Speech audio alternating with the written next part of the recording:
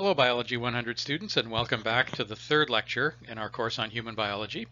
I understand that the lecture that we just completed was horrible because it was chemistry, and I'm not terribly fond of chemistry either, but we're not quite finished with chemistry yet. This third lecture, however, will be the last lecture on chemistry. Okay, so the topic of this lecture is biological macromolecules. As I told you before, the word macro means large, and molecules, of course, are combinations of different atoms that are bound together and held together by different types of chemical bonds, either covalent bonds or ionic bonds or hydrogen bonds. And we call the molecules that make up the human body and all other living things, we call them biological macromolecules because they are actually very large. So yesterday, or sorry, not yesterday, but in the last lecture, we talked about molecules like water. So water has 1 oxygen and 2 hydrogens. That's very small. That's a small molecule. There are in biology, the molecules that make up the human body have hundreds of carbon atoms, hundreds and hundreds of oxygen atoms, hundreds and hundreds of hydrogen atoms, all held together by different combinations of covalent and hydrogen and ionic bonds all at the same time. And up until probably the late 1950s and early 1960s, we thought that we would never be able to unravel the structure of these molecules. Chemists and physicists had been studying molecules for a long time, and we knew roughly the shape of a water molecule. We could figure that out easily enough. We knew the shape of something like ethanol or methanol or methane or ammonia. We could figure out the shapes and the structures and the functions of those molecules quite easily. But how on earth could you go about unraveling a molecule and understanding a molecule that's composed of thousands of atoms? And luckily, in the 60s, late 50s, early 60s, we discovered that, well, really, it's not so bad. It's not as bad as we thought, because those very large macromolecules are actually made of repeating subunits of smaller molecules that have just been joined together. So if we can break down those molecules into their components, their modules, we can figure out how they are structured, what their structure is. So that's the subject of this.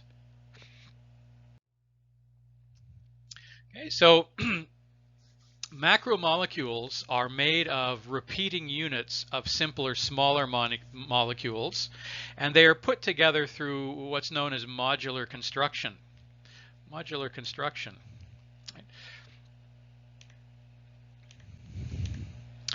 That means that you take, it's like you snap together a piece and then you snap another piece onto it and snap another piece onto that one. Now, you put together all of these modules, you put together what are called monomers into a polymer, and when you're sticking them together, you cause them to be stuck together by removal of water, and we'll talk about what that means in a minute. So that is what's known as dehydration synthesis, where you start snapping together, connecting together these monomers, these smaller monomers, using dehydration to create a much larger macromolecule. All right, now once you've built the macromolecules, it turns out that there are 4 different classes of macromolecules that the human body is made up of. So in other words, all of the macromolecules that make up the human body can be classified and put into one of 4 groups. The first group is the carbohydrates.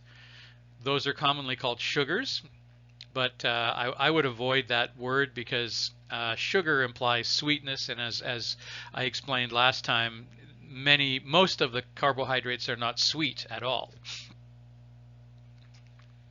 The second class are the lipids, which are the fats and the oils. Right? And then we have the proteins. That's the third major class of macromolecules. And then we have the 4th class of macromolecules, which are the nucleic acids. That's the DNA and the RNA that make up the genes. The genes are the things that encode the genetic information that is needed to build a functioning body, a human body. So as I said, macromolecules are constructed using modular construction, where you put together smaller units that are called monomers. All right, you might have played with these toys called Legos as a child. You know that these are simply repeating units of the same shape, which can then be arranged into any number of other shapes. And you put them together in different combinations, you can make a number of different things. Well, the macromolecules sort of operate like that. They operate the same way. This is another example. Maybe some of you know something about electronics. And so you know that if you have resistors and capacitors and diodes, you have a box full of resistors, capacitors, and diodes, and if you put them together, you put a bunch of them together in a specific order, you end up building a radio. If you put them together in a different order, you end up building a computer. So a computer is very complicated, but not really that complicated if you consider the fact that it's simply built out of smaller monomers, smaller units that are simply repeated many times in different combinations. Right? So that's another example. So you have the monomers. Depending on which ones you put together and in which order you put them together, you can build one electronic device versus another electronic device. All right, so what are the monomers and the polymers that we talk about in the human body and building living tissues? Okay, so when we have polysaccharides, we build them by putting together various combinations of monosaccharides. When we have lipids, we put together lipids by putting together different combinations of things called fatty acids. Fatty acids are a type of a hydrocarbon. So you learned last time what a hydrocarbon is. A hydrocarbon is a long chain of carbons and hydrogens hooked together. And those hydrocarbons can either be aliphatic or aromatic. Okay, now proteins, very important class of macromolecules, are made by putting together different amino acids. Right? Amino acids are a very important monomer. There are 20 different amino acids, by the way, and you can put together any number of them in various different combinations to make different proteins. And then finally, nucleic acids are created by putting together nucleotides. Right? So you need to know the names of the polymers, and you need to know the names of the monomers. And we're going to learn some of those things right now. Now, before I move on to that, we have to explain how it is that we actually hook these things together. Generally, we talked about chemical reactions last time. We talked about the difference between reactants and products. Reactants is what you start with. Products is what you have after the reaction is over. What happens when you create covalent bonds that hold together amino acids or hold together monosaccharides, you carry out a chemical reaction where water is removed. So you take these two monomers and you carry out a chemical reaction where you split out a molecule of water, which then causes the two monomers to get stuck together. Right, so when you remove water, that is called dehydration. Right, so D means to subtract or to get rid of. Hydra, of course, means water, an ancient Greek word for water. So dehydration synthesis is where you cause a reaction to occur between two monomers, like two monosaccharides or two amino acids, and water is removed. Generally a hydrogen is removed from one of them, and then an oxygen plus a hydrogen is removed from the other one, and then the oxygen and the two hydrogens are put together to form water, and the two monosaccharides end up getting stuck together at the end. Okay, so that's how we put together the monomers in order to make the polymers. Right? So the words are written over here on the side. We put together monomers to form polymers, and we do this using dehydration synthesis. What about if you want to tear them back apart? If you want to take the monomers back apart, take the polymers back apart in order to form monomers again, you do something called hydrolysis. The word hydrolysis is usually spoken fast, but it contains the word hydro, meaning water, and the word lysis is an ancient Greek word meaning to break apart or to tear apart. Right? So hydrolysis means to break apart large macromolecules by adding water. right? So with the help of water, you lyse these polymers into their constituent monomers again. All right, so here we have a very common carbohydrate which you're going to be hearing about throughout this entire lecture. This is glucose. We talked about it last time, right? And you know at this point that because I mentioned it last time, but there are two different types of glucose. One is called alpha glucose and one is called beta glucose. They have very similar structure except for one functional group is moved. But now what I'm trying to show you here is that here we have two monomers of glucose. And notice that one of them at the bottom here, each one of them has a hydroxyl group. These are called hydroxyl groups, you remember from last time.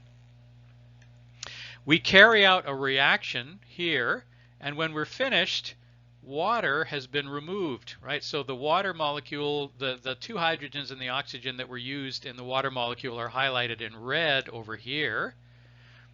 And then notice, so the water has been split out from here, so that's where that came from. And we now have a bond between the two glucoses. This is now, these glucoses individually are classified as a monosaccharide. What do you think they're classified as if you hook together two monosaccharides? What do you think you have? Can you guess what the terminology would be?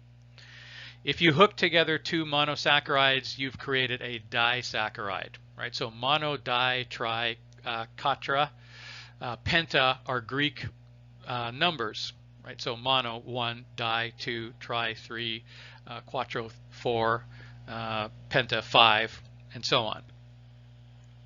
All right, so if we hook together two monosaccharides, two glucoses, glucose is a monosaccharide, but not all monosaccharides are glucose. So glucose is a monosaccharide. You hook together two monosaccharides called glucose. You create a disaccharide, which, by the way, is called cellobiose. I'm sorry, I apologize. This is not cellobiose. We're talking about alpha glucose. This, if you hook together two molecules of glucose, you have created maltose, a disaccharide called maltose. All right, now what if we want to split maltose apart? So here we have the two glucoses hooked together. So this is now a disaccharide called maltose. We're going to add water to this bond, this covalent bond between the oxygen and the two carbons that are on either side of it. So we add water to this, and with the help of an enzyme, with the help of a specific enzyme that mediates this reaction, we put the water back in, which causes these two molecules to split apart again. Right? All right, so that is hydrolysis, hydrolysis.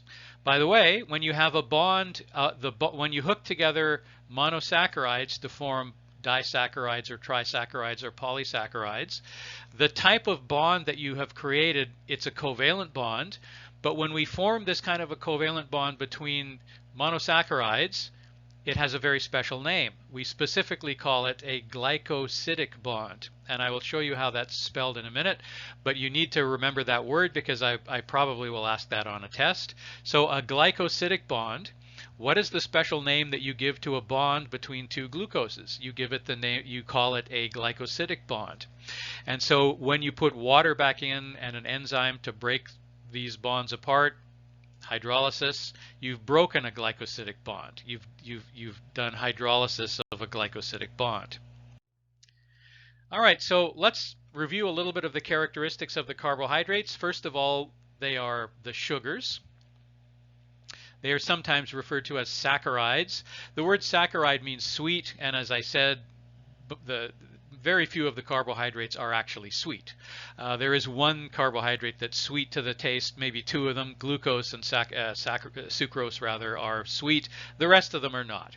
Okay, so you build, you take monosaccharides and you use dehydration synthesis to build disaccharides, and if you put together many of them together into a long chain, we call that a polysaccharide. Right. Now, are they you remember last time in the chemistry lecture we talked about the difference between hydrophobic molecules and hydrophilic molecules. Okay, so what is a hydrophobic molecule? Do you remember? The word phobic means to dislike something. Hydro means water, so a hydrophobic molecule is a molecule that will not dissolve in water. refuses to dissolve in water, it stays away from water entirely. So if you put hydrophobic molecules in water, they usually float on the top or they sink to the bottom. In chemistry, that's referred to as separating into two phases. You have an oil phase or a lipid phase and an aqueous phase, and you don't have a solution, you have two separate phases. Okay, so hydrophobic molecules will not dissolve in water. Hydrophilic molecules will dissolve in water. In fact, they like to be in the water. Right, so are carbohydrates hydrophilic or hydrophobic? Okay, so let me ask you a question. If you put sugar in your tea, that is a carbohydrate called sucrose. Does the sugar dissolve in your tea? Because your tea is basically an aqueous solution. Or if you have a glass of water and you put some sugar into the water, will it dissolve? What do you think? And of course the answer is yes. Now, what if you put a potato into some water? Is it going to dissolve? Well, obviously not, because that's what you do every time you boil potatoes. And a potato is made mostly out of a polysaccharide called starch. Starch is made by putting together multiple monomers of alpha glucose. Right? So if you put together alpha glucose, glucose, glucose, glucose, if you make a long chain of them, hundreds of them, that is commonly referred to as starch, but the more technical name is amylose. Okay, so we're gonna learn about amylose and starch and glucose and so on. Right? So now, are carbohydrates hydrophilic or hydrophobic? Well, I just told you that sucrose will dissolve in water, but starch or amylose will not. So what's the difference? The difference is the length of the chain. Right? So if a carbohydrate is small and is made of just two units, two monomers, like it's a disaccharide or a trisaccharide, sucrose, by the way, is a disaccharide. So if the carbohydrate is small, it probably will dissolve in water. So small carbohydrates, short chain carbohydrates, tend to be hydrophilic. The longer the chain is, as soon as you start adding more and more and more glucoses to the chain, the larger it gets, the less soluble it will be, until you have large molecules of carbohydrates that are not soluble. They're not hydrophilic, they are hydrophobic. They will not dissolve in water. Okay, let's talk about the carbohydrates in a little more detail. Here's some things that will help you to answer questions on tests. If we're talking about a carbohydrate, they usually end in the suffix "ose," right? Glucose, sucrose, glucose, sucrose, galactose, amylose. If you hear "ose" at the end, that means we're probably talking about a carbohydrate. Right? Now, each of the carbohydrates has a specific name, right? But we also name the carbohydrates depending on how many carbons are in the molecule. So that if you have 2 carbons, it's referred to as a diose. If you have 3 carbons, it's referred to generally as a triose. If it has 6 carbons, it's referred to as a hexose. The word hexo is the ancient Greek word for 6. Right? So if it has 5 carbons, it's a pentose. Right? So as it turns out, the 2 most important groups of carbohydrates that are available in the human body are either hexoses or pentoses. So I'll give you an example. Glucose, I don't know if you counted the number of carbons that were in that molecule of glucose that we showed on the previous slide, but there were 6. Right? So we didn't actually draw 6 carbons in. You simply supposed to assume that there's a carbon at every corner. Right? So glucose is a hexose. DNA is based on deoxyribonucleic acid. It's based on a 5-carbon sugar called ribose. And ribose, because it's a 5-carbon sugar, it is referred to as a pentose. The word pento is the ancient Greek word for 5. Okay, so we have 2 ways to name carbohydrates. One, they have a specific name. Otherwise, they have a general name which applies to all the carbons, all the monomers that have the same number of carbons. So we call them either monoses or dioses or trioses. Pentoses, hexoses are the most common. All right, so a monosaccharide is the single unit of a carbohydrate. If you put together 2 monosaccharides, you have a disaccharide. If you put together 3 or more, if you put together lots, just say lots, you have a polysaccharide. The word poly, of course, means many. Poly means many. Right, okay, now, so we have some of the most important carbohydrates. I could ask you multiple choice questions about these on quizzes and things. Glucose is a very important hexose. So glucose is the specific name given to a specific hexose, right? Maltose is actually two glucoses hooked together by a glycosidic bond. So a single monosaccharide glucose, you put two of them together, you have maltose. Okay, sucrose is a disaccharide, which is made of two different monosaccharides. One of the monosaccharides happens to be glucose, and the other one is fructose. Right. So if you break apart sucrose, it's a disaccharide, which you can break into two monosaccharides, which are one molecule of glucose, one molecule of fructose.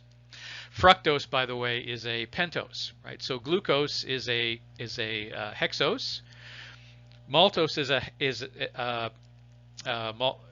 maltose is made of two different hexoses, glucose. Sucrose is made of a hexose and a pentose, glucose and ribose. And now let's talk about amylose. Amylose is a polysaccharide, which is along multiple chains of alpha glucose. And humans and other animals can digest or eat amylose, right? It's in our potatoes, it's in our rice. We can eat it, no problem. Okay, now the other is called cellulose. Cellulose is a long chain polysaccharide made of repeating units of beta glucose. And very few organisms on Earth can eat or digest cellulose. And I said last time that cellulose is the main constituent of trees, for instance, of wood. So leaves and wood contain very large amounts of cellulose, and there are hardly any organisms on Earth that can eat them. Okay, so you've seen animals eating leaves. In fact, animals have inside, the types of animals that eat leaves are called ruminant animals. They have another stomach that's filled with symbiotic bacteria and fungi that actually are able to break down cellulose and convert the beta glucose into alpha glucose, and from then on the cow or the deer or the goat can eat the glucose. So the animals that eat leaves cannot actually digest cellulose, but they have other organisms living inside their rumen stomach that can. So that's how they get away with this. Termites can eat wood. You've seen termites eating away at houses and things. They're a terrible pest. They can actually digest wood, but it's not them that's doing it. Termites in the gut, the stomach, if you will, the gut of termites, there are again symbiotic fungi that are capable of breaking down cellulose. Now, so from this you can gather that there are only a couple of types of organisms on Earth that can eat and digest cellulose. One are the fungi. So mushrooms and molds can eat cellulose, but mammals and animals cannot. Okay, so we've learned the names of several of the important carbohydrates so far: glucose, maltose, sucrose, amylose, cellulose. All right, these are the molecular diagrams for ribose and glucose. All right, so count the carbons in glucose. You see 1, 2, 3, 4, 5, 6. Right, so glucose is a hexose. There are 5 in the ribose. We won't bother counting them, right? So ribose is a pentose. Now, as it happens, you rarely see ribose or glucose in this configuration. In fact, what usually happens is you see this carbon here, which is double bonded to an oxygen. You remember what double bonds are. 2 of the spare electrons that are in carbon are bound to the 2 spare electrons in the oxygen. So that's a double bond between the carbon and the oxygen, right? So what usually happens is that a group like this will usually react with one of these groups. What are these groups called again? Do you remember what these functional groups are called? Right, these are hydroxyl groups. Right, so usually this will swing around and react with one of these and form a cyclical molecule, a circular molecule, like so. Right, so this is usually the form that you find glucose or ribose in. Right, so now there's a convention that you should be aware of. I might ask you questions about this, and that is do we have a specific way of naming the carbons that are in this ring structure? Right, so this is a ring structure. These are ring structure carbohydrates. Right, so what you do is, this is the trick. You look for the oxygen, right, and then you count, you go around clockwise. Clockwise is this way. Right? You go around clockwise and you count the carbons. This is the 1 carbon, the 2 carbon, and the 3 carbon, the 4 carbon, the 5 carbon, and up here we have a 6th carbon. Right, now we don't call them the first, the second, the third. We actually refer to them as the 1' carbon, the 2' carbon, the 3' carbon, and so on. Right, so this is the 1' carbon, this is the 2' carbon, this is the 3' carbon, the 4' carbon, the 5' carbon. Now, when we talk about nucleic acids, which are based on this molecule, ribose, the numbering of the carbons becomes critical, because these molecules are hooked together into a long chain, which we call RNA, ribonucleic acid, and they are hooked together when the 5' carbon here enters into a reaction with the 3' carbon here on the next molecule. So we will talk about that. So we do need to know that this is the 5' carbon of ribose. Sorry, the 5' carbon of ribose is up here. The 4' carbon is here. This is the 3' carbon here. Right? So when you put together polymers of ribose, you attach the 5' carbon of one ribose to the 3' carbon of another one, and you build a long chain that way. So that if you go on in biology, you definitely need to know the difference between the 5' carbon and the 3' carbon of ribose. Okay, so of course, glucose and ribose are both monosaccharides. All right, so we know some of the monosaccharides. We know glucose, it's a hexose. It's generally, glucose in the human body is generally used to generate energy to power the endothermic reactions of the body. Endothermic meaning chemical reactions that require that you put a lot of energy into them. Usually building, running muscles, operating the muscles burns up a lot of energy. The energy that's burnt up usually is in the form of glucose. Glucose is converted to another molecule called ATP, which we'll talk about later. Pentose is the main sort of a backbone molecule that we use to build DNA and RNA. Galactose is a hexose. I'll explain why that's important in a minute. And pentose. Okay, so what do you get again? Can you tell me what you get if you use a glycosidic bond to join together one molecule of glucose with one molecule of fructose? What do you have? Right. Of course, you have sucrose, which is table sugar. Right? Table sugar. Okay, galactose is another interesting and important molecule for the human body because it is one of the major components of milk.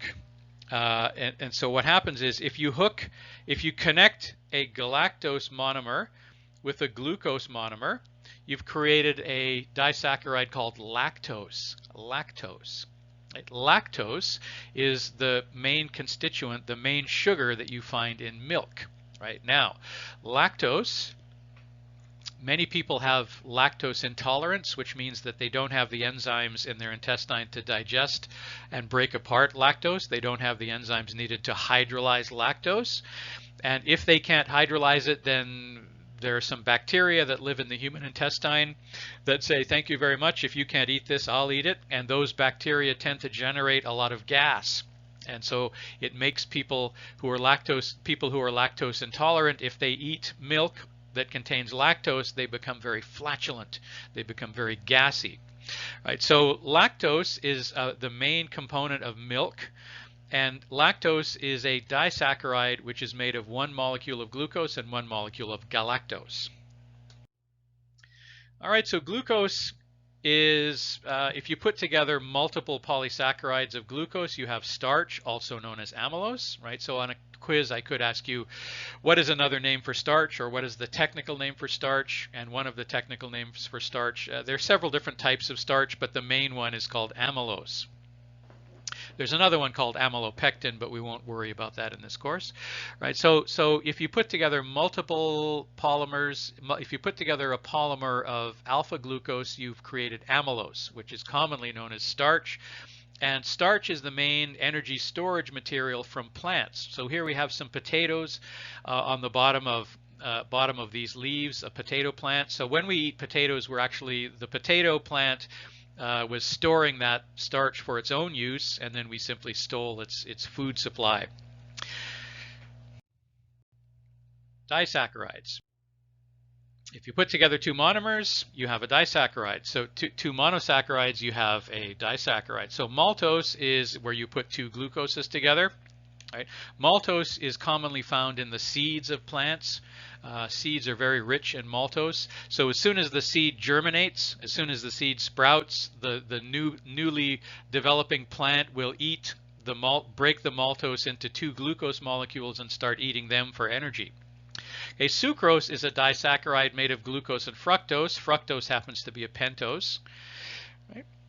Lactose is the main constituent of milk, and it is one molecule of glucose, one molecule of galactose.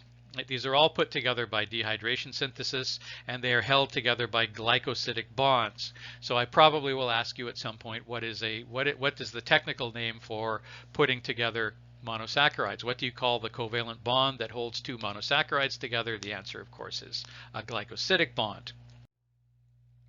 Okay, so here we have hydration synthesis. This is glucose over here, fructose over here. Here are the waters. We do dehydration synthesis. And now we have sucrose held together by a glycosidic bond.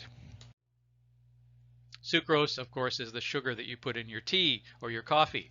I may ask you that question on a quiz. What is the technical name for what we commonly call table sugar? And the answer, of course, is sucrose.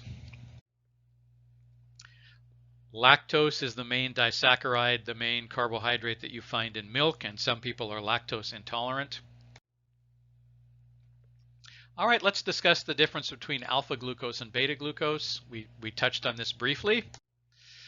All right, so the only difference is this little bit at the end. Otherwise, these two molecules are identical. Right? If this bit here, if this hydroxyl group is below the plane of the ring, if it's at the bottom, then you have alpha glucose, which you can put together to make starch or amylose.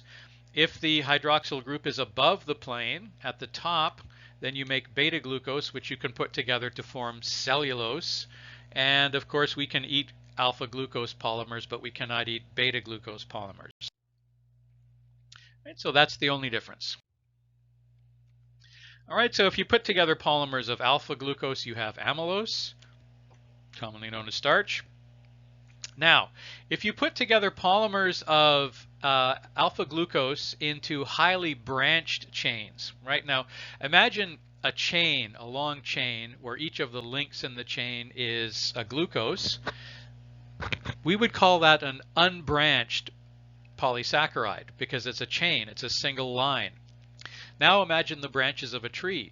Imagine that you have one chain, and then coming off of that chain we have other chains.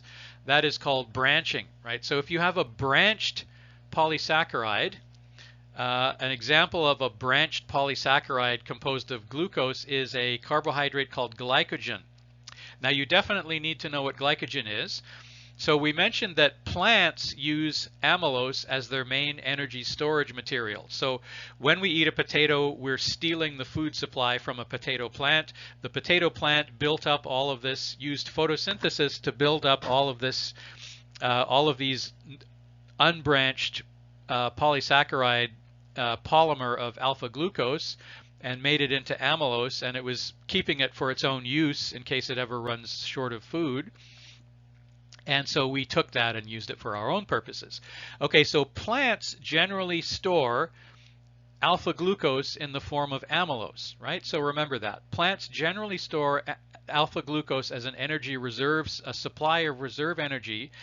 Plants store alpha glucose polymers in the form of amylose, which is an unbranched polysaccharide. Humans and other animals store highly branched polymers of alpha glucose, and if you have a very branched polymer of alpha glucose, that is referred to as glycogen. Right? So glycogen is the human energy source version, the human energy reserve form of alpha glucose polysaccharides. Right, so we store glycogen. We store large amounts of glycogen in the liver, the human liver, and we store lesser amounts of glycogen in the muscles. And so if we, so glycogen is the human energy reserve. Now, generally in the liver, a human stores about enough glycogen to live for 1 day. All right, so if you've probably heard of these starvation diets where maybe you're trying to lose weight, you're concerned about your weight or something like that. You're trying to lose weight, and so you stop eating for a day. That doesn't actually help you, because what happens is if you suddenly stop eating, your body will turn to the reserve supply, which is quite easy to get at. And glycogen is easily hydrolyzed into glucose. It is very easy to hydrolyze glycogen back into alpha glucose, right? So if you run out of if you stop eating food, you don't take in any glucose for a day or so, your body says, no problem, I'll just use the emergency supply that's in the liver,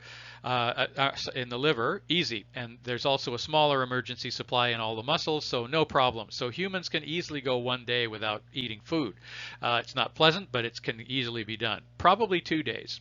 Right, so the human body stores enough glycogen to live for 1 or 2 days without food. So if you starve yourself for 1 or 2 days, you won't lose any weight.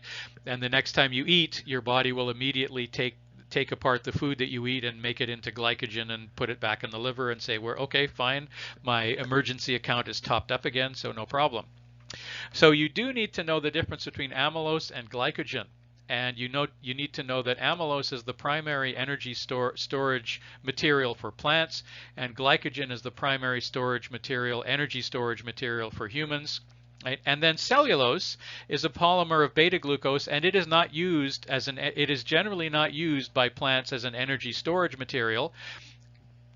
Cellulose is used for structural purposes. Right, so you know that one of the things a plant needs to do is it needs to put its leaves up into the sunlight, right? So the taller a plant is, the better, because it can do a better job of competing for sunlight. So the stems of plants are made mostly out of cellulose, and the leaves are somewhat made of cellulose. There's a bit of starch in the leaves as well, but mostly cellulose. And so the stems and the roots and the structure, the hard bits of a plant, are made of cellulose. So amylose and glycogen are two energy storage forms that are polysaccharides of alpha glucose. Cellulose is a structural support material that is used by plants for support, but it is not generally used as a food source. Okay, so as I said, glycogen is stored by humans in the liver as well as the muscles. Starch or amylose is the energy storage material used by plants, and cellulose is the structural support material, which is a branched polysaccharide of beta glucose, not alpha glucose. Okay, so to summarize carbohydrates, we talked about the difference between a monosaccharide, a disaccharide, a trisaccharide, and a polysaccharide. And then we talked about how to name those things generically. If we have a generic name for these types of molecules, a pentose is a 5-carbon carbohydrate. So you just look for the term ose at the end, and you know that we're talking about sugars. You know that we're talking about carbohydrates. So I could on a test ask you, okay, which of these monomers is a carbohydrate, and you just have to look and see if it ends in ose, and then you know it must. If the word I'm giving you is glucose, it must be a carbohydrate. If I'm giving you the word glycine, it does not end in ose. Glycine, in fact, is an amino acid. So then if you have two words, glucose and glycine, I ask you which one of these two words symbolizes a carbohydrate, you would say glucose because it ends in ose. Okay, so we have some of the main ones that we talked about: galactose, ribose, glucose, amylose, cellulose, and so on. We talked about the difference between ring structures and non-ring structure carbohydrates, and the difference between alpha and beta glucose. We talked about the fact that large chain polysaccharides tend to be hydrophobic, whereas the shorter it is or the smaller the polysaccharide, the more hydrophilic it tends to be. Okay, so those are the properties of the carbohydrates. All right, let's move on to the lipids.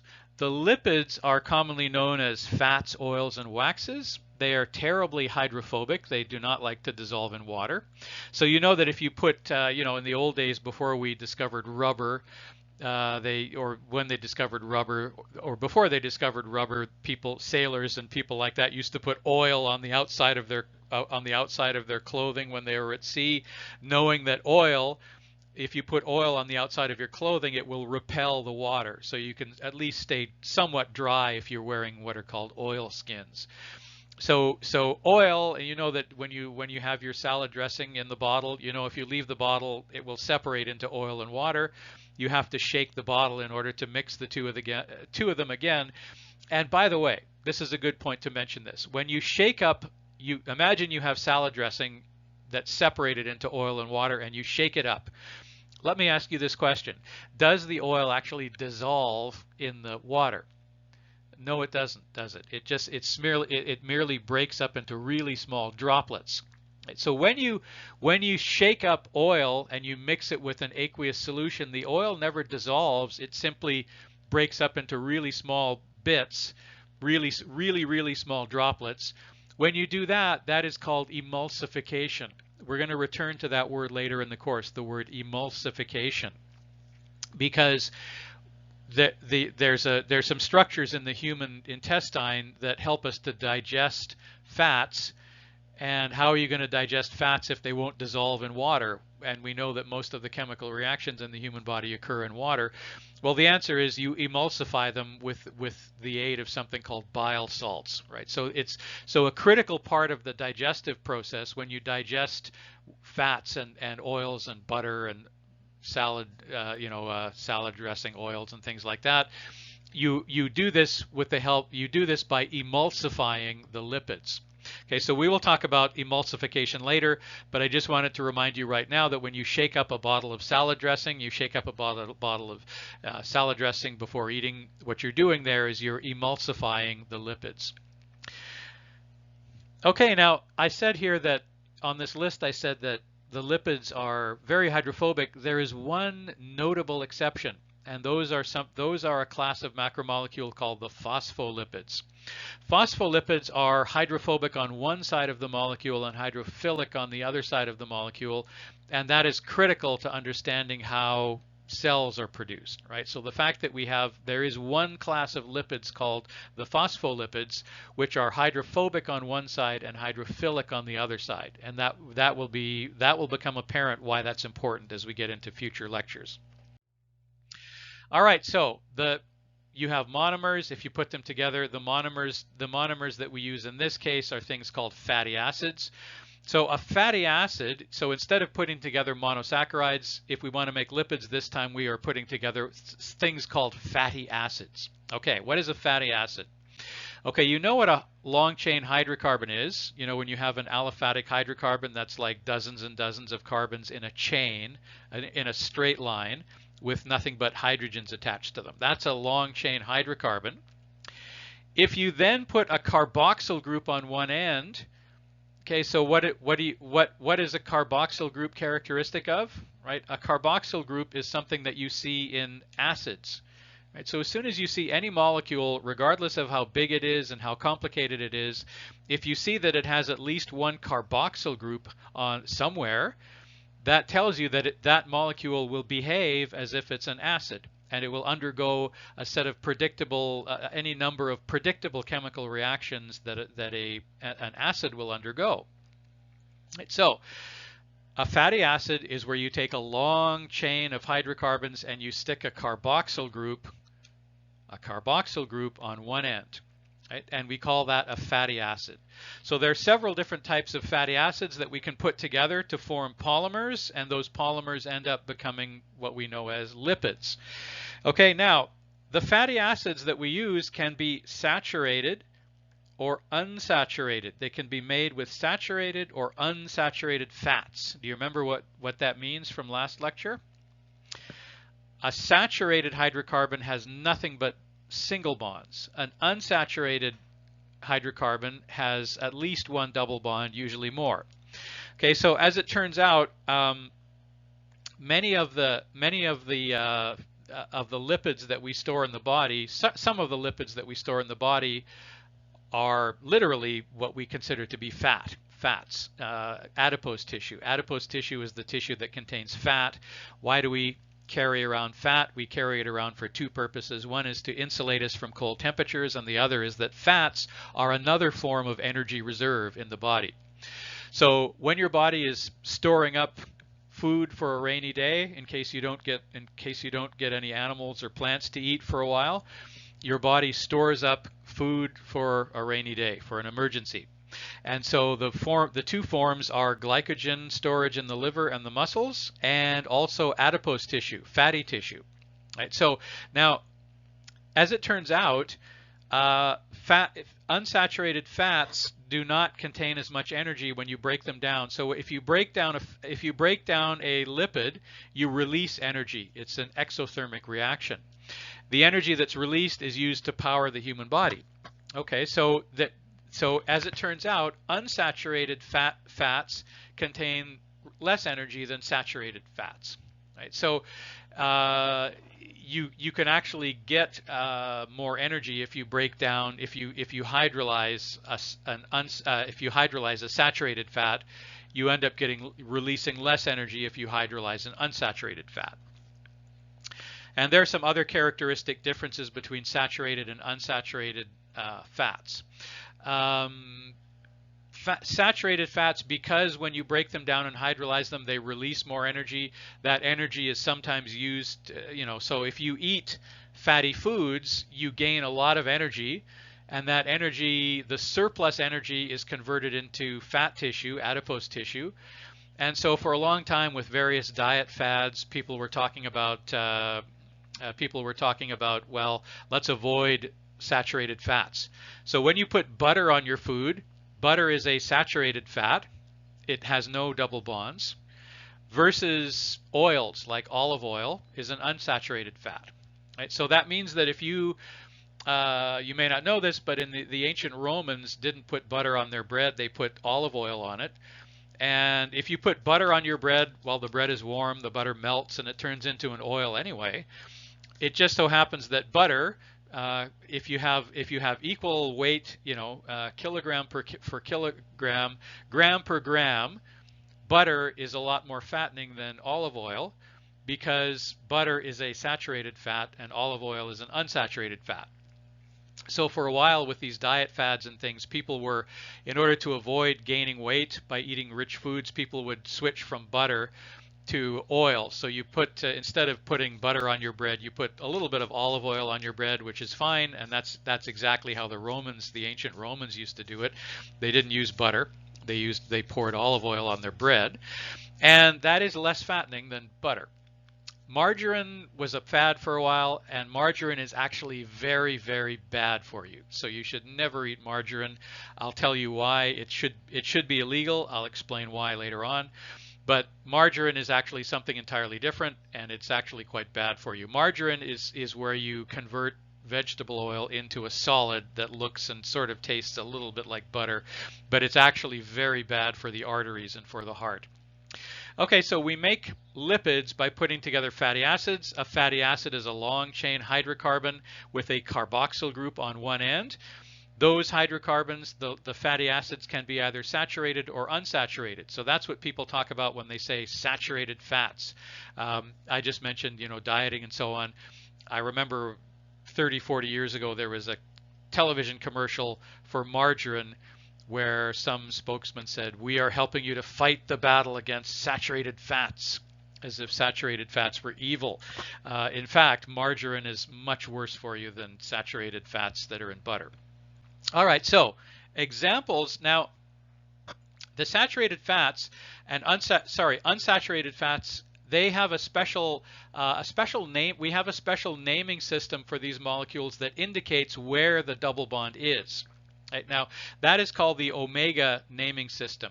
By the way, we'll talk about this later, but a formal naming system in science, a formal way of naming things, is called a nomenclature. Nomenclature. Right, so the nomenclature, there is a special nomenclature, a special naming system for indicating which of the where a carbon double bond is located within an unsaturated fat. And so you may have heard the terms omega-3 saturated fats or omega-6 saturated fatty acids, and that's a specific nomenclature that we'll talk about in a minute. But that allows you to know, just, why would you need to know that if you're not a chemist? I don't know, but when they talk about omega-6 fatty acids and omega-3 fatty acids, what they're doing is they're referring very specifically to the position of a double bond inside an unsaturated fatty acid. Okay, so lipids are the constituents. Examples of lipids are waxes like beeswax or earwax, oils, and fats. They are almost entirely hydrophobic. They do not dissolve in water, with one very notable exception, the phospholipids. All right, so the number one building block, the foundation stone upon which we are going to build lipids is something called triglycerides. So you need to know that triglycerides are one of the most important components of lipids. All right. If you take, I just explained what fatty acids are. If you take 3 fatty acids and attach them to glycerol, glycerol is an alcohol. Glycerol is a molecule that has 3 carbons, and each of those 3 carbons is attached to a hydroxyl group. Right? So it's an alcohol that contains 3 hydroxyl groups. And if you're a chemist, you'll know this. If you're not a chemist, it doesn't really matter that much. You can just memorize that this happens. Alcohols will react with fatty acids in order to form a bond between the alcohol and the fatty acid chain. Right. So what happens is glycerol, if you take glycerol and you react it with 3 fatty acid molecules, you will form a triglyceride. Right. That's what a triglyceride is. And a triglyceride is the main backbone, the main frame that holds together a lipid. Okay, and typically some of the things that we worry about in the human body, or some of the main thing that we're concerned about with lipids in the human body, is fat storage. And so these triglycerides are stored inside cells that are called adipose cells. If you put together a number of these adipose cells, it's called adipose tissue.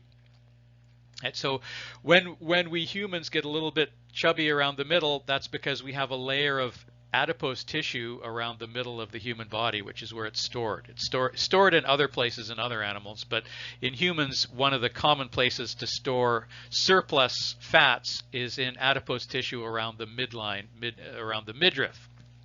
Okay, now what fatty acid is used? What lipid is used for energy storage, energy reserves in the human body? It's triglycerides. Right, so I could very well ask you on a quiz, which lipid is used as an energy storage, emergency energy storage material inside adipose tissue, right? And the answer is triglycerides.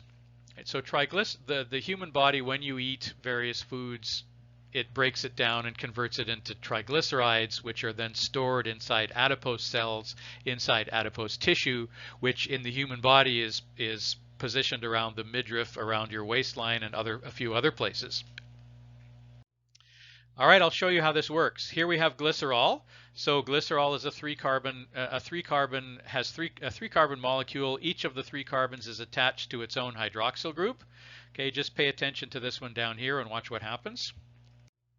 Okay, we take a fatty acid, which is a long chain hydrocarbon with a carboxyl group at one end. So this is an acid. Because we have the carboxyl group, this is an acid. Because we have the hydroxyl group, this is an alcohol. And alcohols and acids will react together to form bonds. Okay, so this will form a bond by splitting out the water, the H2O, right? We will split out the H2O in order to join these 2 molecules together. So this, once again, is dehydration synthesis. Right? And then if you do that 3 times, you've created a triglyceride. So this is a triglyceride, and this is the main thing that humans use. This is the main material that you find inside adipose cells. Adipose cells are what adipose tissue is made of. All right, so we humans and other mammals use the adipose tissue, fill it up with triglycerides, and then you have this fatty tissue on the outside of the body that's used for insulation and reserve energy storage. Butter, by the way, is derived from adipose tissue, from fat. So I know some of you are vegetarians. If you're being a good vegetarian, you cannot eat butter because it's an animal product. You also cannot eat lard because that's created from pig fat. And butter is created from other, cow fat, cow milk, and it's a type of fat that ends up in cow's milk. So anyway, those are the triglycerides. Triglycerides are the main energy reserve lipid that is stored inside adipose tissue. Okay, oils are long chain fatty acids and triglycerides that are made with unsaturated fatty acids, right? So fat tissue inside human adipose tissue is made of saturated fatty acids, whereas if you put together some unsaturated fatty acids, you end up making an oil. The main difference between fats and oils is simply that oils are liquids at room temperature and fats tend to be solids at room temperature. So that is whether something is a liquid or a solid at room temperature is one of the chemical properties of that molecule. So one of the first things, if you talk to a chemist about a new molecule, one of the first things they'll want to know is it a solid or a liquid at room temperature? That's fine. So you know that oils tend to be liquids at room temperature, and then you know that if you put a bottle of oil in the refrigerator, it quickly becomes a solid because it becomes a solid at a lower temperature. Right? You know that if you have margarine, and again, I advise you not to have margarine, but if you have margarine, you know that if you leave the tub of margarine outside the refrigerator at room temperature, it will turn back into a liquid. It's really only a solid, a good reliable solid if you keep it in the refrigerator, or if you keep it at a slightly lower temperature, like 16 degrees. All right, now waxes are a special biological compound that are made of one very long fatty acid and one very large long alcohol. And waxes, of course, are solids at room temperature, and they are extremely hydrophobic. You know that wax candles will not really dissolve in water at all because waxes are extremely hydrophobic. Okay, so waxes and oils are two examples of lipids. Okay, what about this business of the saturated versus unsaturated fatty acids? Saturated fats, they have no double bonds. They're composed entirely of single bonds. A saturated fatty acid contains more energy than an unsaturated fatty acid. If you hydrolyze, if you break down or digest a fatty acid, it will liberate a lot more energy than an unsaturated fatty acid. Okay, unsaturated fatty acids, they have double bonds. Now, there's an interesting thing, which is that when you introduce a double bond into a long chain fatty acid, it will cause a bend to be put into the fatty acid chain. And if you have a bent fatty acid chain, those types of chains can't really stack together in an orderly fashion. And if they can't stack together in an orderly fashion, they tend to not be a solid at room temperature because they can't form a nice orderly structure. Okay, now if you have double bonds, right, you have to worry about the question of whether the two hydrogens that are left on either side of the double bond are the two hydrogens on the same side, or are they on opposite sides?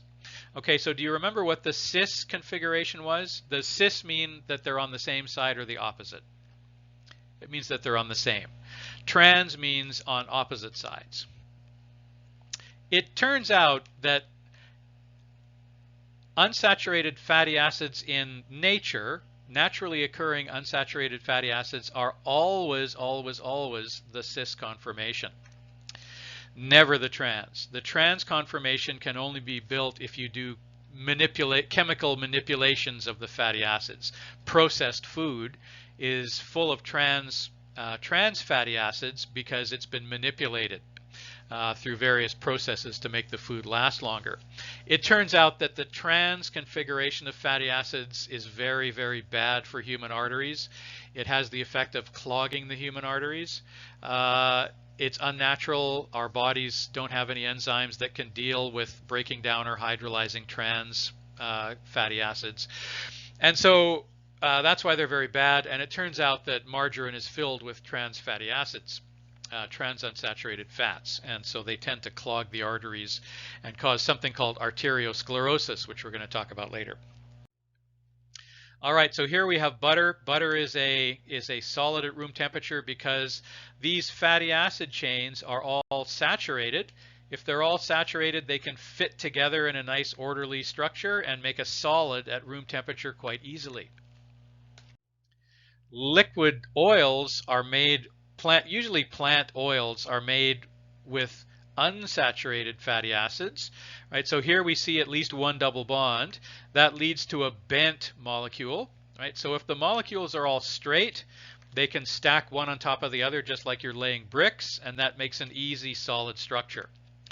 If some of those bricks are bent, you have a lot of trouble making a solid structure out of bent materials because they don't fit together in a regular shape. And so if they don't fit together easily, you end up having a liquid at room temperature. What is margarine? What they do with margarine is they take vegetable oil and they bubble hydrogen gas through the vegetable oil. This is called hydrating the oil. Hydration of the oil. The hydrogen gas will break the double bonds, and then the hydrogen will bind to the carbons, so that what you're actually doing is you're converting unsaturated fatty acids into saturated fatty acids by bubbling hydrogen gas through it. So you essentially turn a vegetable oil into a solid that sort of has the consistency of margarine, butter. However, the problem is that when you hydrate these bonds and you break the bonds with hydrogen gas, not all of the double bonds are broken. Some of them are broken, some of them are become saturated. They're converted from unsaturated to saturated, and some of them are broken and then rearranged from the cis conformation into the trans conformation. And the trans conformation is bad for you. It clogs the arteries. It ends up clogging the arteries with junk and leading to heart attacks. Right? So margarine is vegetable oil that has been converted to a solid using that process, and it is filled with trans unsaturated fats, which will clog the arteries and cause heart attacks. Okay, so here on the top we have a saturated fatty acid. On the bottom we have an unsaturated fatty acid. You tell me whether this unsaturated fatty acid is the cis or the trans conformation. Right? Of course, this is the cis conformation. You can see that the two hydrogens are on the same side. And so when you have the cis conformation, it introduces a bend into the molecule like so. Right? So that stops them from stacking on top of one another and forming a solid. Okay, here we have the trans conformation. The trans conformation is very bad for you. It does not occur in nature. It only occurs when we humans start doing crazy chemical processing of our food. Now, as it turns out, if you bubble a lot of hydrogen through the vegetable oil, you will break most of the double bonds, but you'll still leave some trans unsaturated bonds, and that's bad for you. If you bubble only a little bit of hydrogen gas through the solution, you will create what's called partially hydrogenated vegetable oil. You've heard that term before, partially hydrogenated vegetable oil, right? Partially hydrogenated vegetable oil is still a liquid, and what they do with partially hydrogenated vegetable oil, you might have seen a deep fat fryer at a restaurant. Like if you've ever seen people preparing food at McDonald's or someplace like that, a lot of it is deep fried. So you have this heater that heats up oil, and then you lower the things into the oil, and you're literally frying the food in fat. That's how French fries are made. That's how chicken McNuggets are made. Any of these deep fat fryer foods are created that way.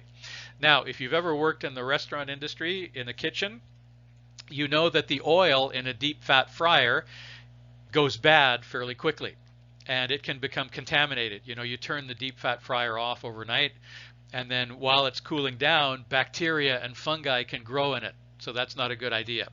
As it turns out, if you use partially hydrogenated vegetable oil in the deep fat fryer, it will last much longer. So in order to save money and not have to replace the oil in the deep fat fryer as often, commercial restaurants like McDonald's and Wendy's and Burger King and A&W and all these things, they use partially hydrogenated vegetable oil in their deep fat fryer. The only problem is that partially hydrogenated vegetable oil is filled with trans-unsaturated fats, which are very bad for you. So when you eat French fries and other things that are deep fried, you're eating a lot of trans-unsaturated fats, which clog the arteries. Right, so trans-unsaturated fats lead to arteriosclerosis, atherosclerosis, which is clogging, fancy term for clogging of the arteries with junk. Right, so that is why you should never have margarine. In fact, and you should never eat deep fried foods that are prepared in these type of restaurant facilities. To be honest, that preparing food in partially hydrogenated vegetable oil should be illegal, because we know for a fact that it leads to heart attacks and death. We know that for a fact. Why is it not illegal? Because in most countries, including Canada, including the United States, companies have a lot of influence over politicians who make laws, and they say, oh, don't ban this because we need it to, you know, we make more money if we do this. If we use partially hydrogenated vegetable oil, we save money. The more money we save, the more people we can employ. So why don't you just leave the law? Don't ban trans-unsaturated vegetable oil. Don't ban it. Just allow us to keep making money, and then you can take some of that money in taxes and do more research on how to cure atherosclerosis. You may have recognized what I'm doing here is something called rationalization. That's where you do something that's bad and you find some way to convince yourself that it's actually good. That's called rationalization. Right? So in many countries in the world, including Canada, the politicians rationalize that they can't ban partially hydrogenated vegetable oil in fast food because it will create unemployment. It'll cause the companies to lose money, and they'll pay less taxes, and they'll be able to employ fewer people. But in fact, that is rationalization, right? So if you look at the number of people who die from atherosclerosis, and you look at the number of, and then all the money you have to spend on the healthcare system to treat people who have atherosclerosis, and all the misery it causes, then you will realize that really it should be illegal, but it's not. There's only one country in the world so far that has banned trans-unsaturated fats in deep fat fryers, and that's Denmark. So that was a few years ago. So in a few years, the scientists are going to look and see how many people are dying of heart attacks in Denmark before versus after the ban on trans-unsaturated vegetable oils, and then compare that to the number of people getting atherosclerosis in countries that did not ban partially hydrogenated vegetable oil. And then we'll have even more proof that it causes atherosclerosis. But, you know, honestly, there's no need to do any more research. We already know for a fact that partially hydrogenated vegetable oil and trans fats causes atherosclerosis. All right, now I mentioned the nomenclature, the way of naming unsaturated fatty acids. And one of the nomenclature methods, one of the ways of naming these things is called the omega nomenclature, right? So the word omega is the Greek letter. It refers to the last letter in the Greek alphabet. The last letter in the Greek alphabet is called omega. Now, if you take a long fatty acid and then you go to the last carbon, and however long that fatty acid chain is, you go to the last carbon, you name that carbon the omega carbon because it's the last one, right? Generally, you name the first carbon the alpha carbon. The Greek alphabet begins with the letter alpha and ends with the letter omega, right? So you take the first carbon, you name it the alpha carbon. You take the last carbon, you name it the omega carbon. Then what you do is you count backwards from the end. You count backwards from the omega carbon until you hit the first double bond. If you count backwards 1, no double bond, 2, no double bond, 3, you have a double bond at the third carbon back from the omega carbon. We call that an omega-3 fatty acid. If you have to count from the omega carbon backwards, if you have to count backwards to 6, that's called an omega-6 fatty acid. If you have to count backwards for 6 carbons until you reach a double bond, we call that an omega-6 fatty acid. So when you hear advertisements and people talking on television about omega-3 fatty acids and omega-6 fatty acids, that's what they're referring to. And as it turns out, there are a number of these omega-3 unsaturated fatty acids and omega-6 unsaturated fatty acids that we use to build various tissues in our bodies, but we cannot make those compounds ourselves. We have to have them in our diet. So we have to eat them. So that's what they mean when we talk about essential fatty acids. So there are some particular fatty acids that we use in a lot of different places in the human body that we need to have in our diet. So when we say essential fatty acids, and most of the essential fatty acids are either omega-3 fatty acids or omega-6 unsaturated fatty acids, those we must have those in our diet. Where do you get them? Usually from oils, various types of oils. The oil that comes from fish tend to be rich in omega-3 and omega-6 fatty acids, but if you're a vegetarian, you can't eat those fish. So there are other foods that you can eat, many vegetable oils. Just make sure you have lots of vegetable oils in your diet, and you'll have a good source of omega-3 and omega-6 unsaturated fatty acids. Okay, so here's what I was talking about. This is a fatty acid which is its official, its unique given name is called alpha-linoleic acid, and it is classified as an omega-3 fatty acid because we take the first carbon here, so here's the carboxyl group at the end of the fatty acid, right? We take the first carbon after that and we label it the alpha carbon. Then we go all the way to the end and we label the last carbon, regardless of how many carbons we have in between here. Regardless, we name the last one the omega carbon, and then we count backwards until we hit a double bond. So here's 1, 2, 3. That's a double bond, right? So this is an omega-3 fatty acid. Okay, so as I said, there are for a lot of the macromolecules that we use to build the structures of the human body, we have genes that make proteins, and those proteins mediate and facilitate chemical reactions that allow these things to be built. However, over millions of years of evolution, some of those genes have become mutated so that we have now lost the ability to make those macromolecules ourselves, and we must get those things in our diet. Right? So there are certain lipids that we need to get in our diet because we have lost the ability to make them. And so we call those things essential fatty acids. Right? Essential fatty acids. You'll see when I get on to the protein macromolecules that we also have things called essential amino acids. It means that there are 20 different amino acids. We have lost the ability to make about 10 of them ourselves, and so we have to get 10 of those. We have to make sure that we get the other 10 amino acids that we can't make anymore. We have to get those amino acids with our food. Okay, so this, by the way, is again this would be an omega-3 fatty acid. Alpha-linoleic acid is an essential fatty acid. Okay, now let me move on to these fascinating molecules that are called phospholipids. Right, so you take a triglyceride. You make a triglyceride and then you remove one of the 3 fatty acids. So you remember that a triglyceride is glycerol, which has 3 carbons and 3 hydroxyl groups. You attach 3 different fatty acids to each of the hydroxyl groups and you make triglyceride. Now, if you take one of those fatty acids off of the triglyceride and you replace it with something called a phosphate group, which is a special functional group that contains a phosphate ion in the center of it.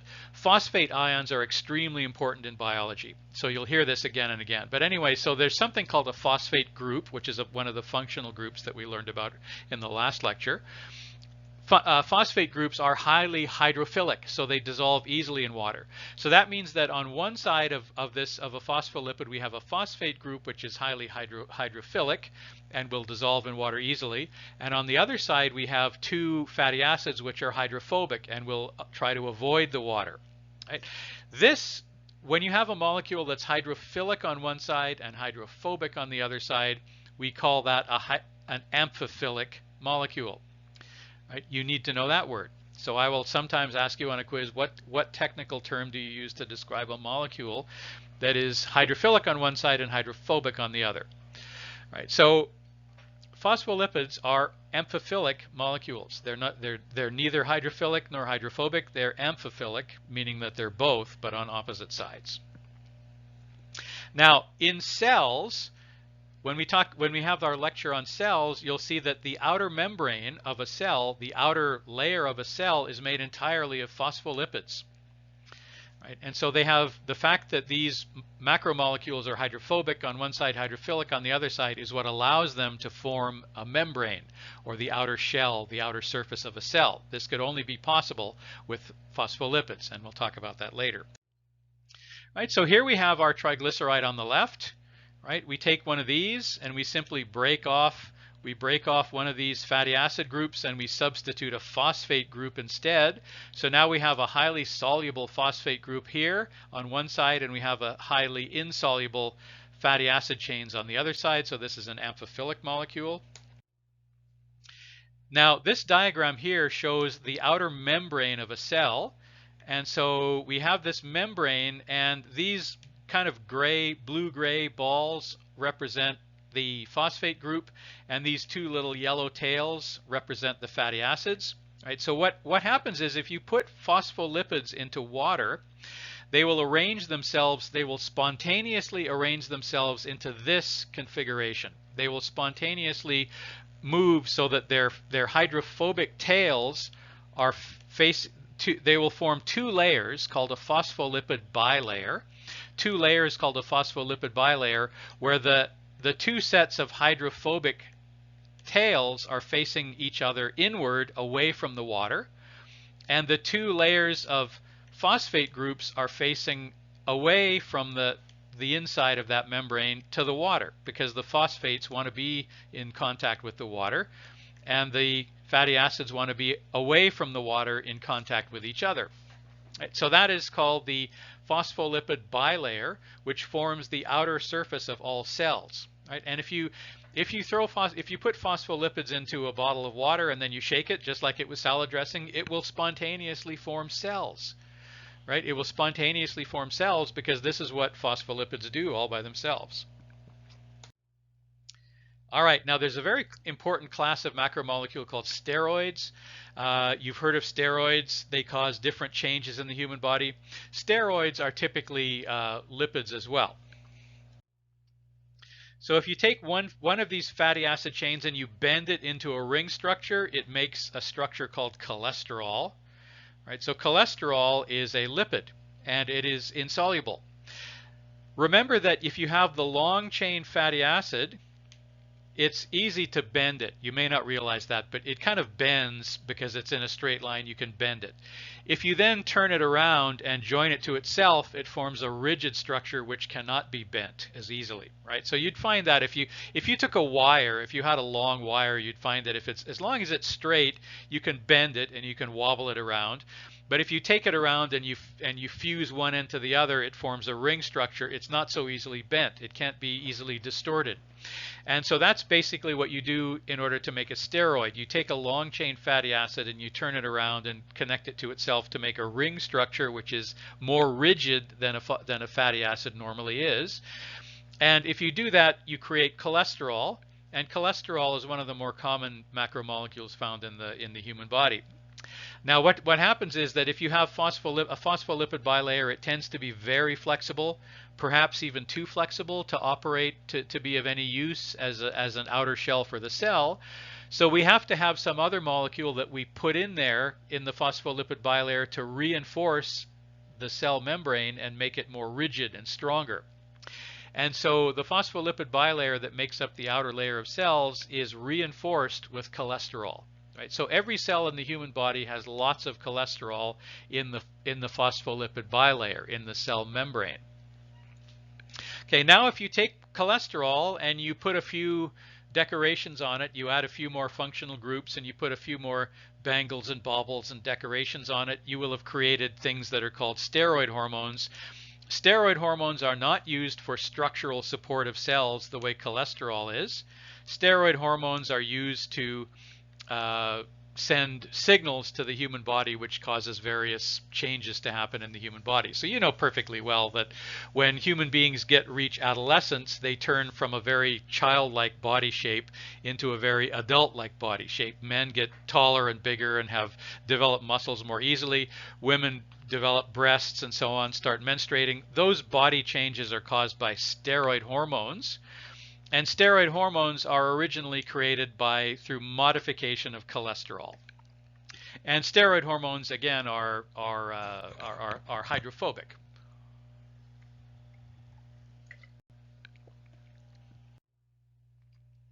All right, so here we've taken a fatty acid, a typical fatty acid, and we bend it into this complicated ring structure. This is cholesterol. And then if we take cholesterol and we add a few other decorations, bangles and baubles and decorations, we've created a steroid hormone called testosterone, which is the steroid hormone that causes men to become more muscular, develop muscle more easily, and it also has the effect of making men more aggressive. So if you have these bodybuilders that are attempting to build huge muscles, they sometimes take testosterone, steroid hormones, and it not only makes them more muscular, but it also makes them more aggressive. And so sometimes if you see somebody who's taking a lot of steroids and you bang into their car in the parking lot, they'll get out of their car and yell at you and try and beat you up. That's called roid rage, because those people are taking steroids, and those steroids make them more aggressive and easily angered, and so they call that roid rage. That's a pejorative term. It's a pejorative term, a nasty term, meaning anybody who's very overly masculine and aggressive and easily loses their temper. That's called a roid rage if they go into a rage. All right, to summarize the lipids, they are usually hydrophobic with the obvious exception of the phospholipids. They're built from fatty acids and alcohols. So if you put together glycerol, which is an alcohol, with fatty acids, you make triglycerides, which is the main fat storage material in the human body. And some of the types of fatty acids that we need, we can no longer make, so we must get them in our diet. Those are called essential fatty acids. Right? So we talked about how to make triglycerides. Triglycerides are the main storage material in human adipose tissue, which we're going to talk a lot about later on in the course. We talked about how to name some of these essential fatty acids using the omega system of nomenclature.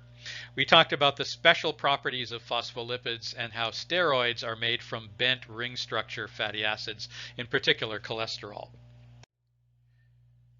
All right, all right, let's move our attention to the proteins, which are polymers that are made from monomers called amino acids. There are 20 different types of amino acids. If you put them together in various different combinations, you end up creating different proteins.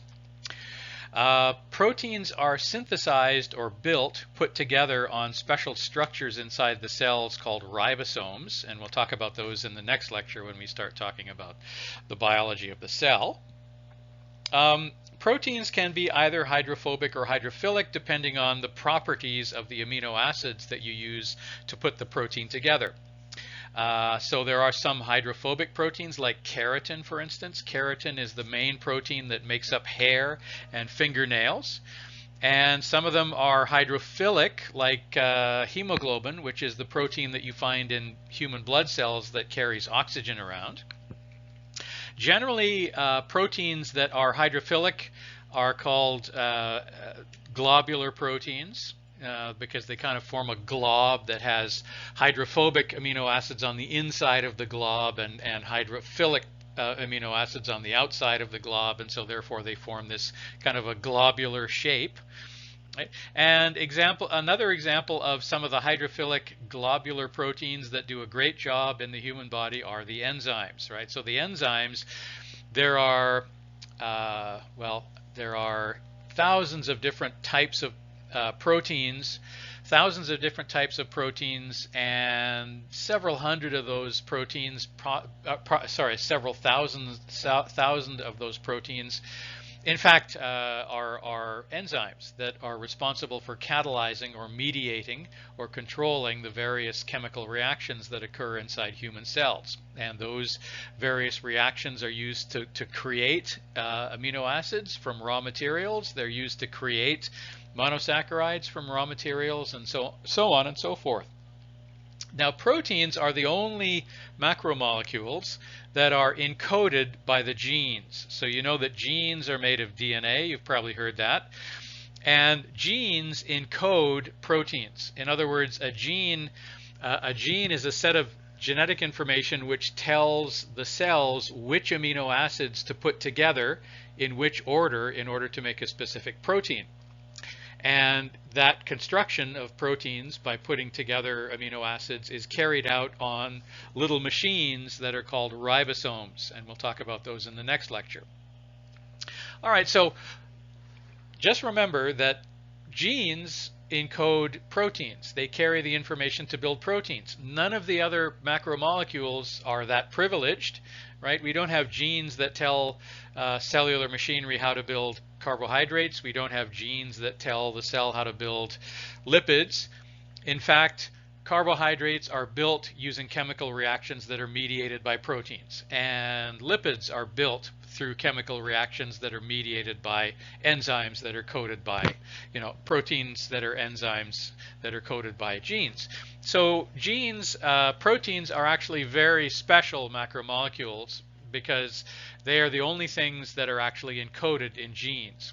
So many of the proteins are enzymes that mediate and catalyze the reactions that create all the other types of molecules in the body. Okay, so proteins are long chains that are composed of various combinations of the 20 different amino acids. When you put together two amino acids, you do it once again, you do it through dehydration synthesis. And when you put together two amino acids, you bond them together with a special type of bond called a peptide bond. Again, you do need to know that. So if I ask you, what is the special name for the covalent bond that holds together, what is the special name for the covalent bond that holds together two monosaccharides to make a disaccharide? The answer is a glycosidic bond. On the other hand, what is the special name that we give to a covalent bond that holds together two amino acids? The answer is a peptide bond. Okay, now I mentioned that we have things called essential fatty acids that we must get in our diet, otherwise we won't live. The same thing is true for some of the amino acids. There are 20 different amino acids. 9 of them are classified as essential amino acids. So that means we literally have enzymes that make amino acids, and then if you put together amino acids, you make proteins. And so so this is kind of interesting that proteins catalyze the reactions that make the amino acids, and then if you put together the amino acids, you make proteins, and some of those proteins are used to catalyze reactions that make amino acids. So of the 20 different amino acids, we have enzymes that mediate the reactions that can make about 11 of them in sufficient quantities. There are another 9 amino acids that we at one time in our evolutionary history, we had the ability to make those amino acids, but now we've lost it because those genes have become mutated over the millions of years. So there are 9 amino acids that are classified as essential amino acids. We need them to build all of our proteins, but we don't have the ability to create them anymore ourselves, so we must get them in our diet.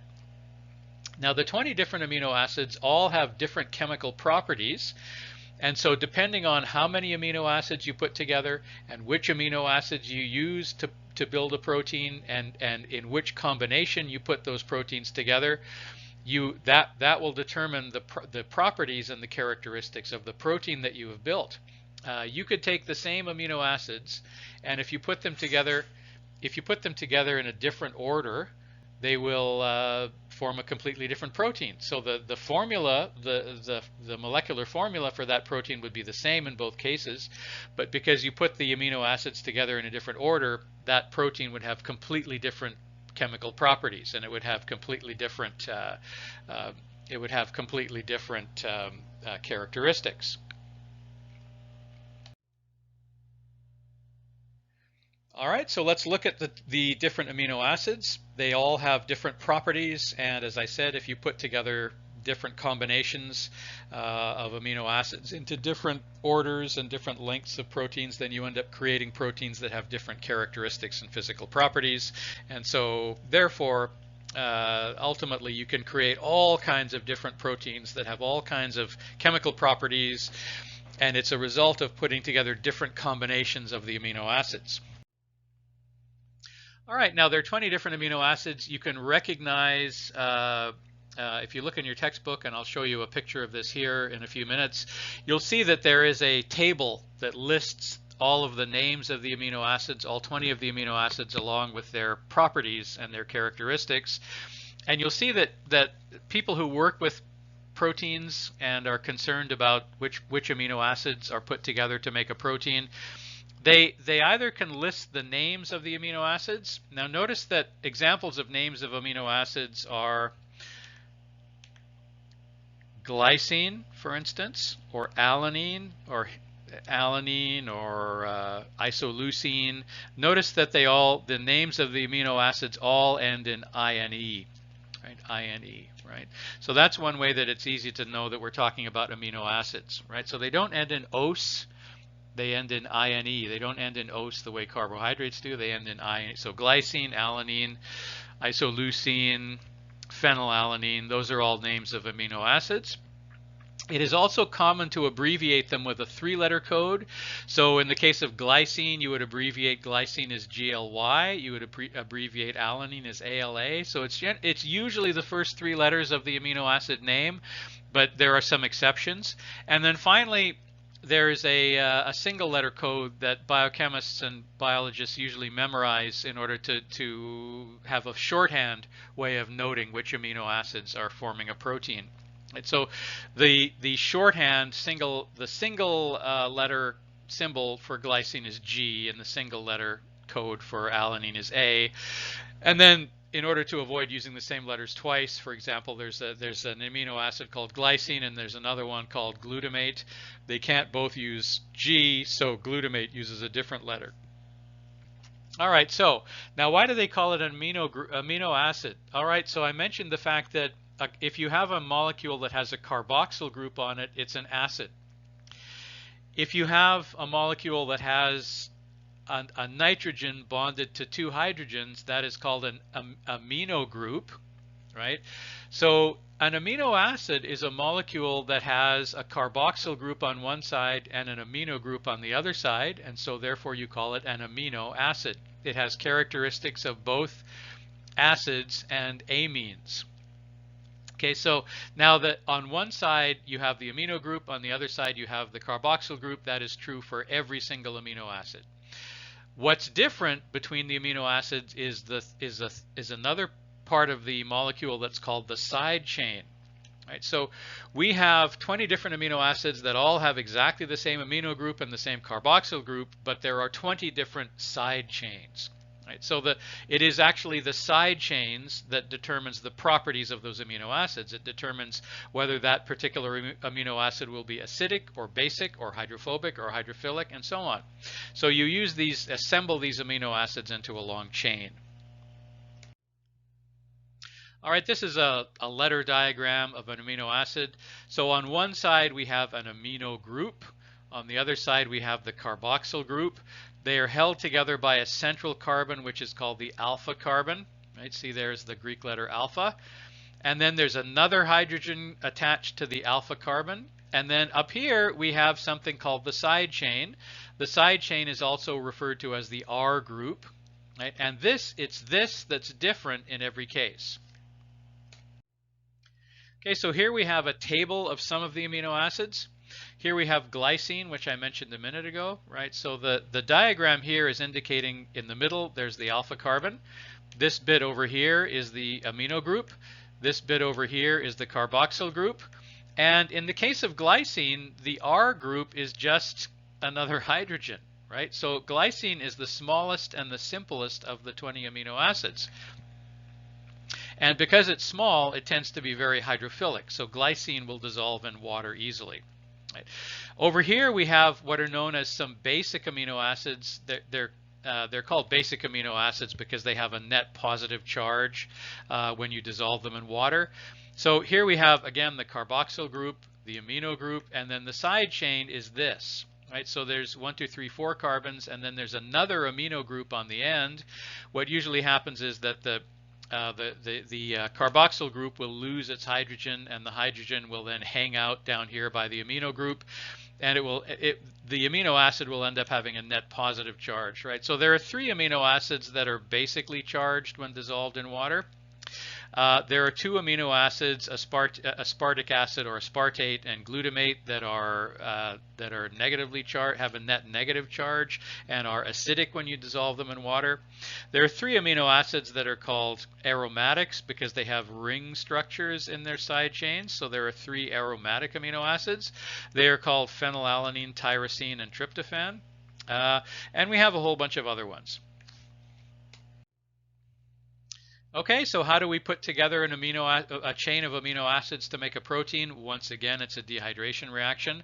So we take the hydroxyl group from the carboxyl group on one end of one of the amino acids, and then we take the hydrogen from the amino group on another amino acid.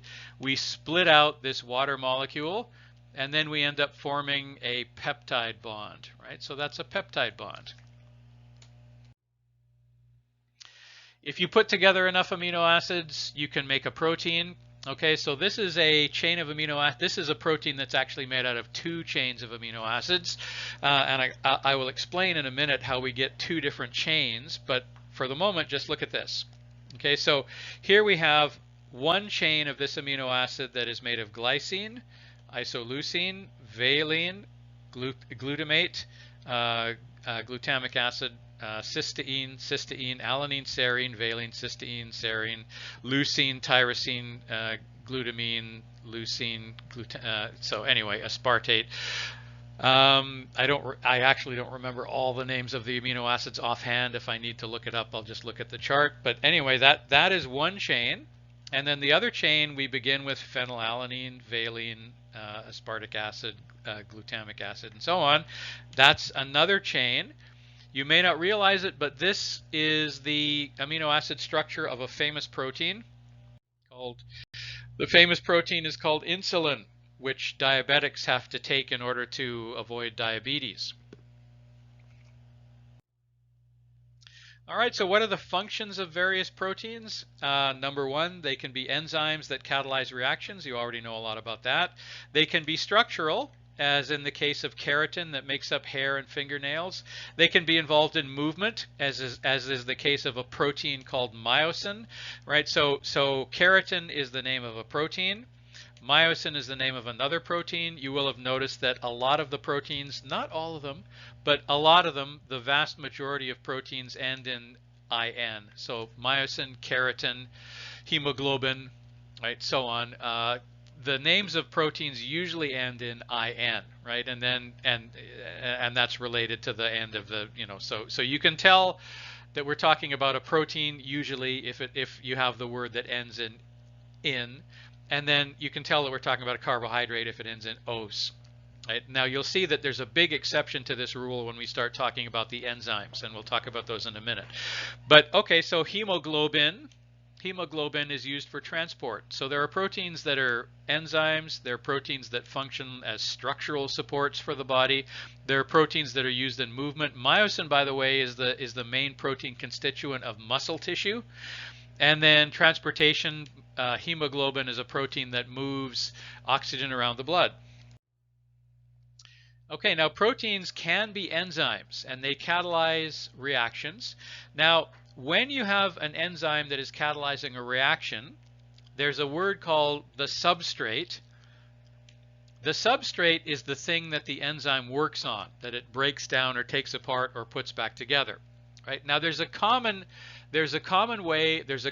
nomenclature, a common way of naming enzymes, and that is that you take the name of the substrate, which is basically the reactants that the enzyme mediates the reaction for, and you add the suffix "ase" to the end. Okay, so for example, you know that there is a carbohydrate called cellulose, and you know that there are certain organisms like fungi that can digest or hydrolyze cellulose, and it is possible for those fungi to hydrolyze cellulose because they have an enzyme. And so what is the substrate in this reaction? The substrate is cellulose. So what do you get if you take cellulose and you put the suffix "ase" on the end? You have the word cellulase. Right? So cellulase is a common name for an enzyme that hydrolyzes cellulose. What do you think an amylase enzyme does? An amylase enzyme is an enzyme that hydrolyzes or breaks down amylose. Right? What do you think a protease enzyme does? A protease enzyme is an enzyme that breaks down or hydrolyzes proteins. Okay, what do you think a nuclease enzyme does? A nuclease enzyme is an enzyme that breaks down or hydrolyzes nucleic acids like DNA or RNA. Okay, so the common nomenclature for naming enzymes is you take whatever the enzyme works on, whatever the enzyme substrate is, and you add "ase" to the end of the word. Okay, now every enzyme has what is known as a set of optimum operating conditions. That means that the enzyme will work quickly if you put it into an aqueous reaction that is at the right temperature, the right pH, and you have the right concentration of substrate. You have the right combination of reactants for that enzyme to work with. So, what do you think the optimum pH is for the enzymes that work in the human stomach? Do you remember from the first lecture what the pH of the human stomach is? The pH of the human stomach is 2, so the human stomach is an acidic environment, and there are enzymes in the stomach.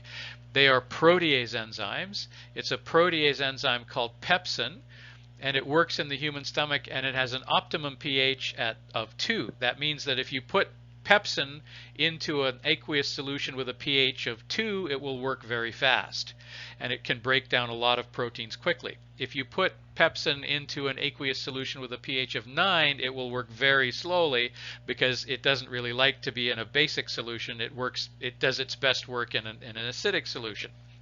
There are other enzymes that work in the blood. Human blood is pH approximately 7.2. So probably the vast majority of enzymes in the human body work best at an optimum pH of around 7.2 because that's the pH of most of the human body. There are some exceptions. The stomach is an acidic environment with a low pH, and the intestine is an alkaline environment with a high pH. Okay, so an optimum temperature. What do you think the optimum temperature for all of the enzymes in the human body is? Well, a good place to start might be the human body temperature. So the human body temperature, the ambient or the average regular ambient temperature of the human body is what? What is it when they take your temperature? Do you know? It is 37 or 37.5. Right? So it turns out that the optimum temperature for enzymes in the human body is 35 degrees. If you put an enzyme into a solution at 37 degrees with substrate, it will work very quickly. If you change the temperature to 40 or 50 degrees, the odds are that it won't work at all because the human enzymes are very intolerant to operating at the wrong temperature. So, okay, so I mentioned in the previous lecture that biochemistry is a branch of organic chemistry where you only have to worry about the reactions that occur in moderate pHs between pH 6 to 8, somewhere in there. A few enzymes work best at pH 2, like the ones that you find in the stomach. And the enzymes that moderate chemical reactions, biochemical reactions in the human body tend to be very temperature sensitive. They really only work between about 40 degrees and 4 degrees, right? So if the temperature of the human body goes below 4 degrees, if it goes below freezing, the enzymes generally don't work and the cells freeze anyway, so that would kill you right there. But as soon as we start getting into very hot climates in the desert or in the tropics, it's no wonder that humans and other animals don't do very well in extremely high temperatures because the enzymes that power all the reactions in our cells are very, very sensitive to working at temperatures that are too high. So they generally work best between temperatures of about 16 and 35. They obviously the optimum temperature, optimum means the best. The optimum temperature for human enzymes is around 35 degrees. If you go up to 45 degrees, they have a sharp decline in their ability to mediate these reactions. All right, so let's practice naming some enzymes. How would you name enzymes that dissolve cellulose, amylose, proteins, lipids, phosphate, or phosphate groups? Okay, you can stop the presentation and see if you can guess, and I'll show you the answers now. All right, so cellulase enzymes digest cellulose and so on. Now down here at the bottom, there's something a little bit unpredictable. You would predict, now, if you have phosphate groups that are on a protein or on a nucleic acid, there are enzymes whose job it is to take the phosphate groups off, right? Those enzymes, as you would predict, are called phosphatases, right? But there are other enzymes whose job it is to put phosphate groups onto things like proteins, enzymes whose job it is to put phosphate groups onto proteins, and because many proteins, the activity, for many proteins, whatever it is the protein does is referred to as its biological function or its biological activity. And for many proteins, they can be turned on or turned off by throwing a switch. And that switch is phosphorylation. Putting a phosphate group onto it usually turns the protein on and it gets to work and does whatever it does. And if you want to turn it off, you take the phosphate group off. All right, so there are proteins, there are enzymes around whose job it is to take the phosphate group off of a protein and therefore turn it off. And we call those enzymes, there are many enzymes that do that, and they're all members of the same class. We call that class of proteins phosphatases. Okay, but there is another class of enzymes whose job it is to put phosphate groups onto specific proteins, and there's an unusual word that we have to describe them. We call them kinases, right? So you have to remember the difference between a phosphatase and a kinase. So I could very well ask you this question on a test. I would say, what is the special name that you give to an enzyme whose job it is to remove phosphate groups from another enzyme? The answer phosphatase would be incorrect, wouldn't it? Because phosphatase enzymes put proteins on. Right? I'm sorry, no, sorry about that. Phosphatases remove them, as you would predict. But putting the phosphate groups onto proteins is done by a class of proteins that are called kinases, right? So I'm sorry about that mistake. Please don't repeat it. So if I ask you on a test, what is the question? What is the special name that you give to enzymes whose job it is to put phosphate groups onto other proteins and therefore activate them? The answer to that is kinases. In fact, they're sometimes called phosphate kinases. There's some other ones. But they have so you must know what the word kinase means. The word kinase is the name that we give to a class of enzymes whose job it is to put phosphate groups onto other proteins. And that is usually done for the purpose of activating those other proteins. Okay, so to summarize, we have long polymers that are made of 20 different types of amino acids. The bonds that hold these amino acids together are called peptide bonds.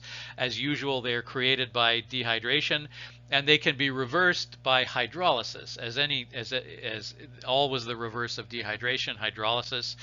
So when you eat proteins, they go into your stomach and they are broken down by some protease enzymes in your stomach that are referred to as pepsin. So pepsin is a protease enzyme that works in your stomach at a low pH, and its job is to hydrolyze proteins specifically. So if I ask you about where in the human body protein digestion begins, you would say in the stomach.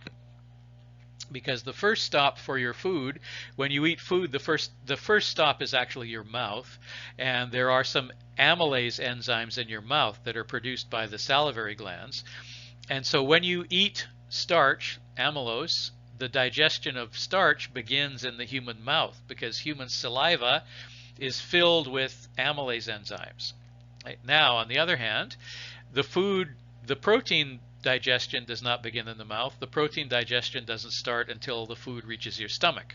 And so your stomach contains protease enzymes called pepsin that starts to break to hydrolyze the peptide bonds that are holding together the proteins.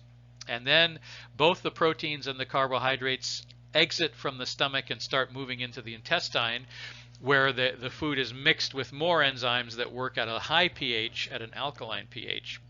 And they are both carbohydrate, various amylases and proteases that work in the intestine at a high pH. Finally, let's do the nucleic acids. Okay, so we talked about ribose when we talked about the carbohydrates. If you take ribose and you put one of 5 possible functional groups that are called nitrogenous bases. And I'll show you why they're called nitrogenous bases in a minute. So you take a ribose molecule and you stick one of 4 possible nitrogenous bases onto it. You call that a nucleotide. If you put together a long chain of nucleotides, you've made a nucleic acid. In this case, you would have made RNA. If you used, instead of using ribose to start this process, you used deoxyribose. You know what deoxyribose is now. It's ribose with the oxygen removed from the 2' carbon. You would, if you use deoxyribose instead of ribose and you put a nitrogenous base on it, you would have, and you put a long chain of that together, you make DNA, deoxyribonucleic acid. Right? So that's what genes are made out of. Okay, RNA is used, basically genes are made of DNA. We make a copy of the DNA out of RNA, which we send out to the nucleus of the cell, which is then used to build proteins, and we'll talk about how that process works later. But for now, just remember that genes are made of DNA, and RNA is used basically to send a message or a blueprint from the nucleus of a cell out to the cytoplasm of a cell, to the outer regions of a cell, telling ribosomes to build certain specific proteins. Okay, so here we have ribose and deoxyribose. Now, do you remember from a few minutes ago when we talked about how to name the carbons in a ring structure molecule, right? So you look for the oxygen, and then you go you go clockwise around the molecule, naming the carbons starting from 1. So in ribose, this is carbon number 1. This is carbon number 2, and we call the first carbon the 1' carbon. We call the second carbon the 2' carbon.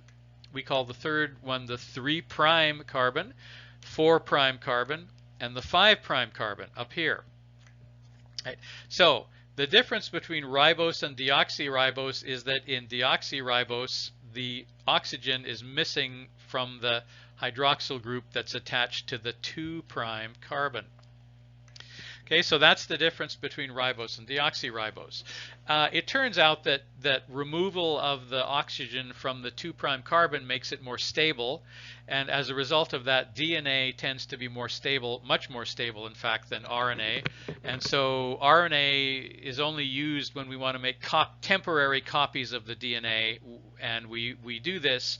We make temporary copies of the DNA for the purpose of building proteins, basically. So if you think of the genes as the master blueprints in a factory, you have a factory that makes cars or something.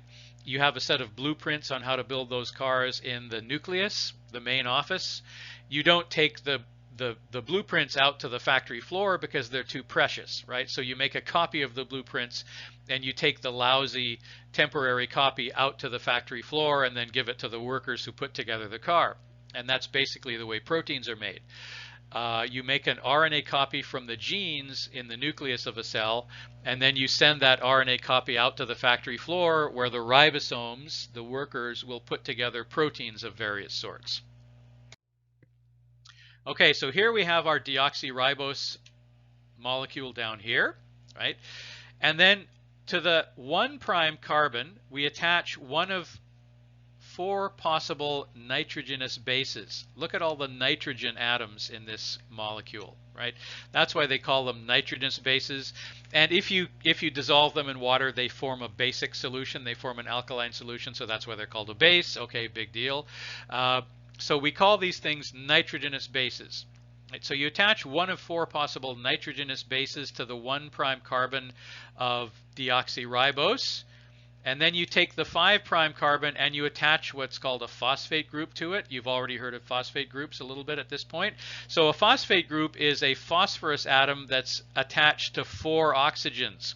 Right? And it is highly soluble. That's why phospholipids are soluble on one side, because that's where the phosphate group is. If you put all these things together, you've created something called a nucleotide. And then if you put together a chain of nucleotides, you've made DNA. You've made a chain of DNA, with a chain of bases that can be used to tell the ribosomes which amino acids to put together. Okay, so there's the nitrogenous base, there's the phosphate group. The nitrogenous base is attached to the 1' carbon of deoxyribose. The phosphate group is attached to the 5' carbon of deoxyribose. Together, this entire structure is referred to as a nucleotide. Because we have 4 different bases that we could put up here, there are 4 different nucleotides for DNA. Right, the nucleotide. All right, so we have a choice of 4 different nitrogenous bases that we can put. Actually, just ignore this one for a minute.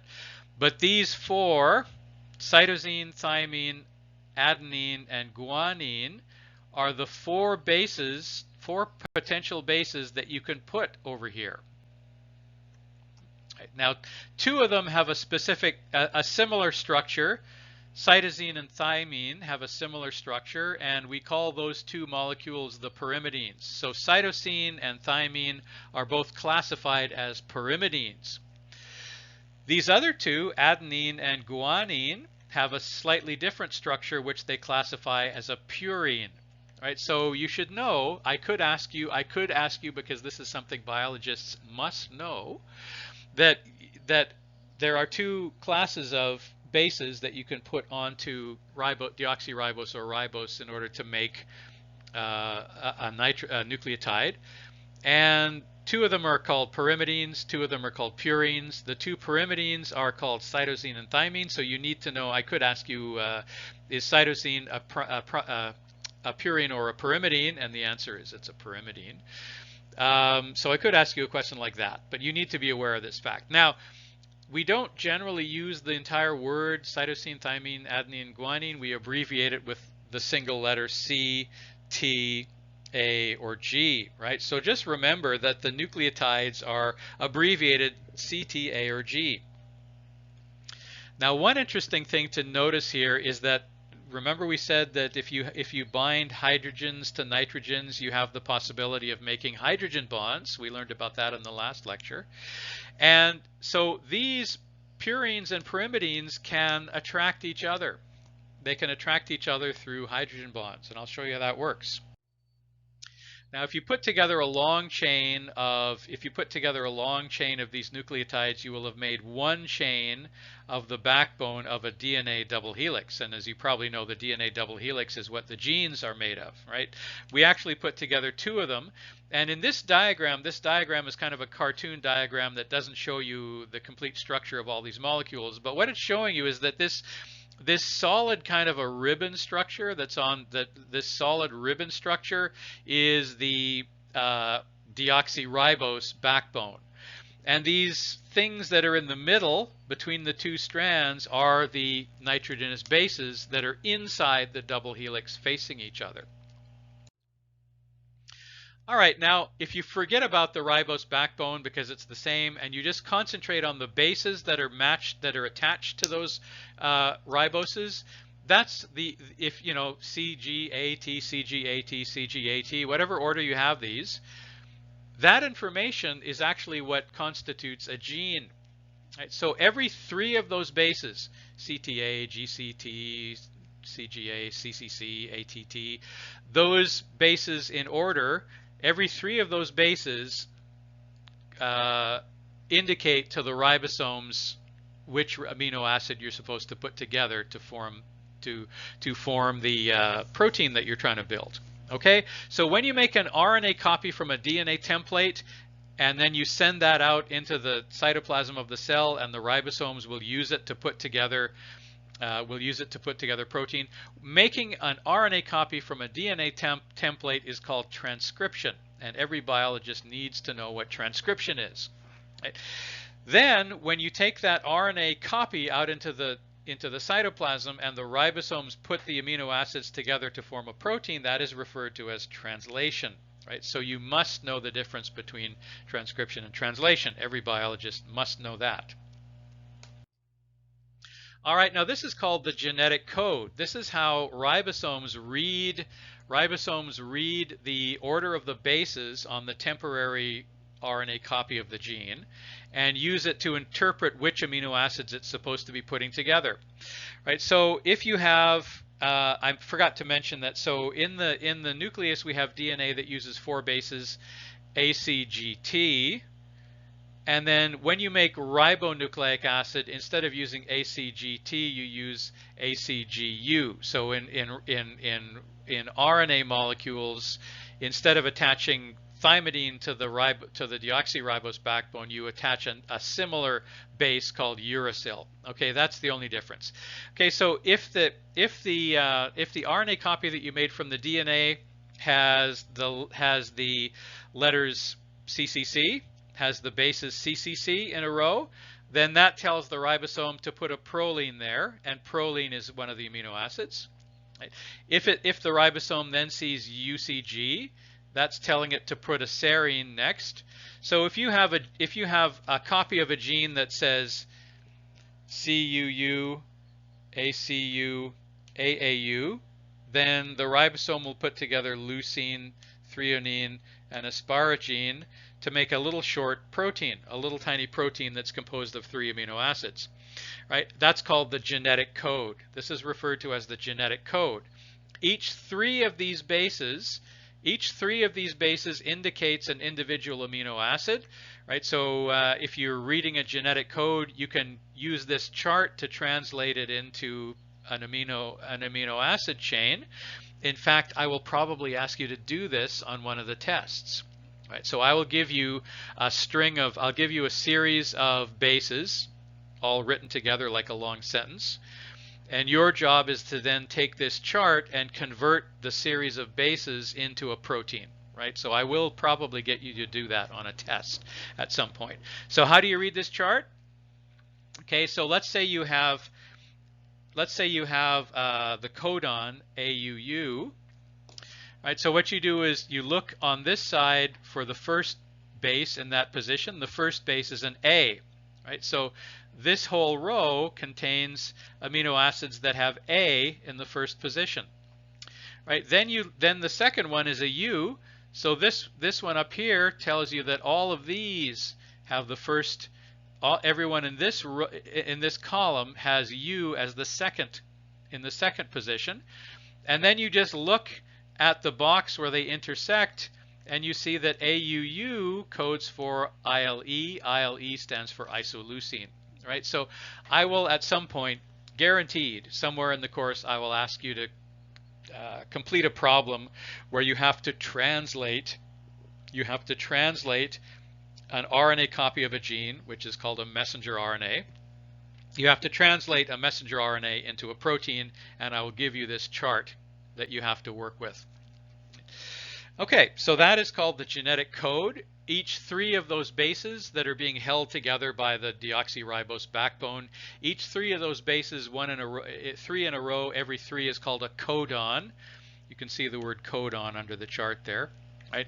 And if you take each three of these, if you take every codon as corresponding to one of the 20 amino acids, that tells the ribosome which amino acids to put together in which order by reading this RNA copy, by reading this messenger RNA copy. Okay, so I will post a problem on the website where you do the exercise, where you translate some messenger RNA molecules into proteins.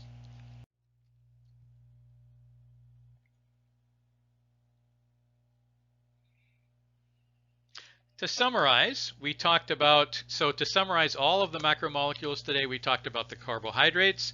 They tend to end in ose. We have monosaccharides, disaccharides, polysaccharides. They're put together through dehydration synthesis. We learned some of the important carbohydrates such as glucose and ribose and deoxyribose. We talked about lipids, how they're made from aliphatic hydrocarbons or aromatic hydrocarbons that where you have you put a carboxyl group onto the end of a hydrocarbon, you make a fatty acid, you add 3 fatty acids to glycerol, you make a triglyceride, etc. The big exception to the fact that lipids tend to be very hydrophobic is the phospholipids, which are critical to the construction of cells. And so when we start talking about cells, remember that the outer cell membrane is called the phospholipid bilayer, because it is made of 2 layers of phospholipids that are arranged so that the fatty acids are facing each other away from the water and the phosphate groups are facing outwards towards the water. Proteins are made from putting together various combinations of the 20 amino acids, which determine the properties of the protein. And there are many different types of proteins that have many different functions. Obviously, one of the most critical are the enzymes, which mediate all the different chemical reactions that take place in the body. And the nucleic acids are made by taking deoxyribose or ribose and sticking one of several bases onto it. And then those bases, the order of those bases are read by ribosomes, which then use that information to put together proteins. Right? So that is called the genetic code. When you make an RNA copy from a DNA template, that is called transcription. You then take that RNA copy, which is called a messenger RNA. You take that out to the outside regions of the cell called the cytoplasm. And that messenger RNA is used by little workers called ribosomes to put together the specified amino acids into a specific order. And that's what a gene is, and that is the genetic code. Okay, so you might want to try some of these practice questions. You could answer some of these practice questions and see if you can. And I will see you in the next lecture, which is about the structure of a cell, right? So we have finally, after 2 lectures, we've had 2 somewhat traumatic, difficult lectures on chemistry. We're done with chemistry now. And next lecture, we're going to move on to the structure of cells, which is finally looking more like a biology course. Okay, so I'll see you in the next lecture.